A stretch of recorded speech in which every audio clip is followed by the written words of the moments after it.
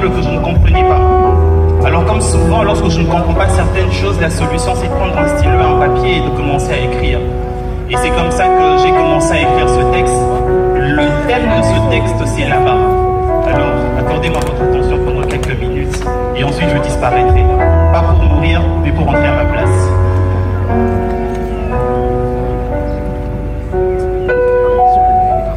Lorsque j'y serai, vu que c'est l'état le plus protégé au monde, j'essaierai de m'en tenir à mon agenda le temps qu'il faut. Et voilà, lorsque j'y serai, j'essaierai de voir toutes les adresses qui me sont indiquées. Je commencerai d'abord par chercher le plus vieux de mes aïeux. J'irai vers Adam, histoire de voir de quelle couleur était de sa peau et entendre quelle langue il parlait.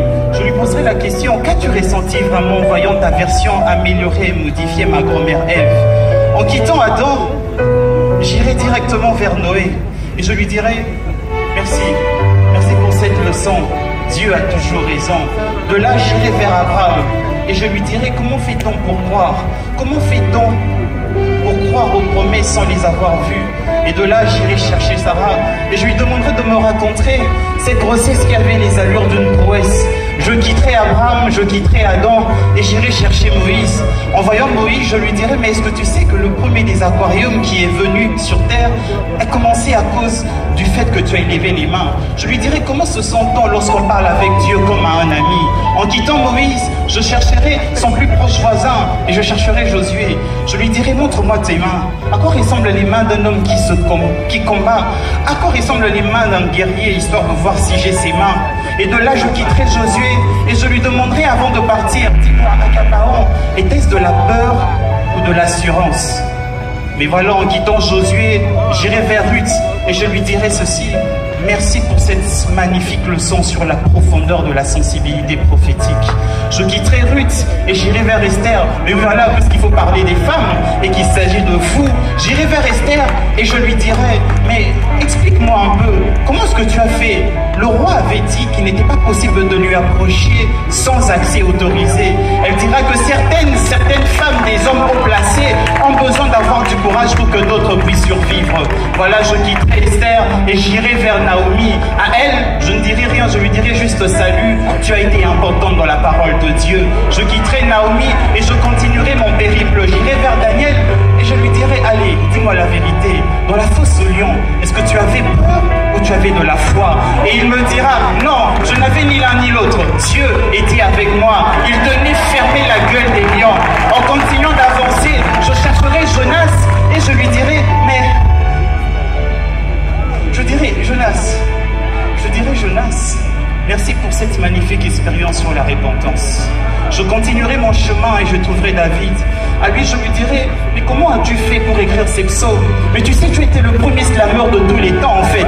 Tu es le grand-père de ce que je suis aujourd'hui. En fait, c'est toi mon géniteur. Et avant de le quitter, je lui dirai, comment sais-tu?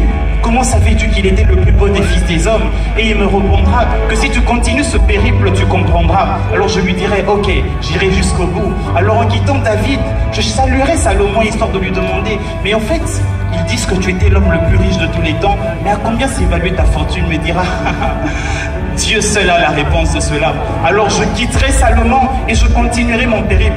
J'irai vers moi-même, j'irai vers Joël et je lui dirai, tu sais que tu as été le premier à porter ce nom et que les prophéties dont tu as parlé se sont accomplies dans Actes chapitre 2 et nous continuons à écrire les actes des apôtres aujourd'hui. Voilà, en quittant Joël, je continuerai et j'irai, je traverserai le Nouveau Testament, mais avant je saluerai quand même Ésaü et je lui dirai qu'il était le plus grand des sacolis. Mais pourquoi ne te dis pas orgueilleux? Il me dirait, non, le plus important c'est le message et non le messager. En continuant, j'irai et je continuerai, je chercherai Samson histoire de voir à quoi ressemble un maître sans paquet. Et je traverserai enfin l'Ancien Testament et j'arriverai au Nouveau Testament. Je chercherai Matthieu, Marc, Luc, Jean. En fait, je chercherai tous les évangélistes. Je leur dirai merci vraiment pour ce que vous avez fait. Merci pour ce que vous avez dit. Vous avez été les premiers à me donner envie de tenir sur ce chemin. Et ensuite, je les laisserai et j'irai vers pour voir celui pour qui tout ce voyage a du sens. J'irai vers la maison de Jésus-Christ. À lui, lorsque je le verrai, je ne sais si je serai à genoux, je ne sais si je serai debout, je ne sais si je serai accroupi, je ne sais vraiment si je serai m'agenouiller. Et lorsque je le verrai, j'aurai envie de m'écrouler, de m'effondrer, de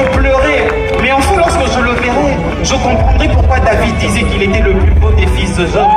Je lui dirai, tu sais, je t'ai aimé, j'ai suivi tes commandements. Et vu que j'essaierai de ne pas te quitter. Et avant de me laisser, il me dira, je suis avec toi jusqu'à la fin des temps.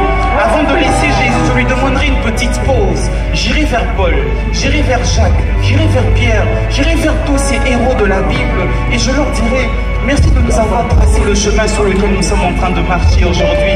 C'est vrai que quelquefois vous avez écrit des choses difficiles à comprendre, mais la foi est plus forte que ces choses. Et lorsque j'aurai fini avec eux, je rentrerai vers Jésus et je lui dirai, écoute, vu que je suis ici pour toi, j'essaierai de ne pas te quitter. Et voilà, 10 minutes plus tard, je me rendrai compte que ce n'était qu'un rêve.